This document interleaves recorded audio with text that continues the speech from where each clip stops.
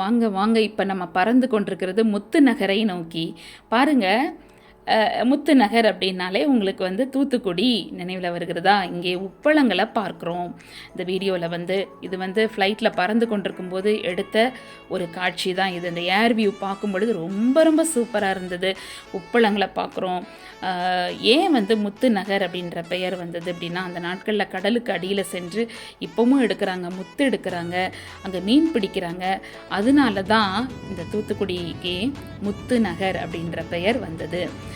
இது பாண்டிய நாட்டுடைய துறைமுக நகரமாக விளங்கிய ஒரு நகரம் தான் இந்த தூத்துக்குடி. நீங்கள் எல்லாரும் கேள்விப்பட்டிருப்பீங்க, சென்னையிலேருந்து தூத்துக்குடிக்கு முத்து நகர் அந்த பேர்ல் சிட்டி எக்ஸ்பிரஸ் போகிறத நீங்கள் பார்த்துருப்பீங்க.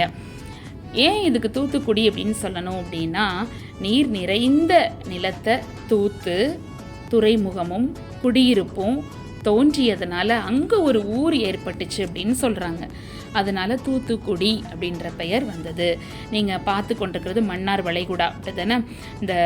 இது தூத்துக்குடிக்கு அருகாமையில் அமைந்திருக்கிற ஒரு இயற்கை துறைமுகமாக இருக்கிறது. உங்களுக்கு ஒரு விஷயம் தெரியுமா? இங்கே புயல் கிளம்ப முடியாத ஒரு பூகோள அமைப்பை இந்த தூத்துக்குடி கொண்டிருக்கிறதா சொல்கிறாங்க.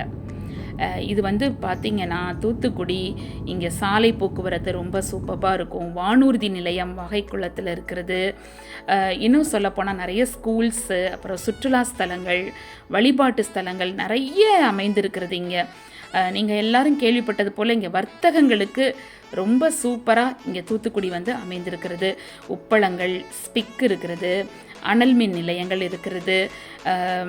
இப்படி நிறைய சொல்லிக்கொண்டே போகலாம். ஏற்றுமதி இறக்குமதி கையாளுகிற நிறுவனங்கள் இருக்கிறது. ஸ்பிக் உர தொழிற்சாலை இருக்கிறது, ஸ்டெர்லைட் காப்பர் தொழிற்சாலை, அல்காலிக் ரசாயன நிறுவனம் இருக்கிறது, தேங்காய் எண்ணெய் ஆலைகள், இப்போ கடல்சார் உணவு தயாரிப்பு நிறுவனங்கள், நிறைய ட்ரை ஃபிஷ் பண்ணுறது, இதெல்லாம் இருக்கிறது. இப்படியாக தூத்துக்குடி நிறைய சிறப்புகளை பெற்று கொண்டதாக தூத்துக்குடி காணப்படுகிறது. இங்கே சொல்கிறாங்க 6 கப்பல் தங்குவதற்கான தளங்கள் அமைக்கப்பட்டிருக்கிறதா சொல்லப்படுகிறது. சரி, இந்த தூத்துக்குடி எல்லாருக்கும் பிடிக்கும் நான் நினைக்கிறேன். நான் இப்போ லேண்ட் ஆக போகிறோம். லேண்ட் ஆகிட்டு நம்ம ஊருக்கு போக போகிறோம். திருநெல்வேலியை நோக்கி இப்போ போயிட்டுருக்குறோம். நம்ம பாருங்கள், எங்கும் பார்த்தா பச்சை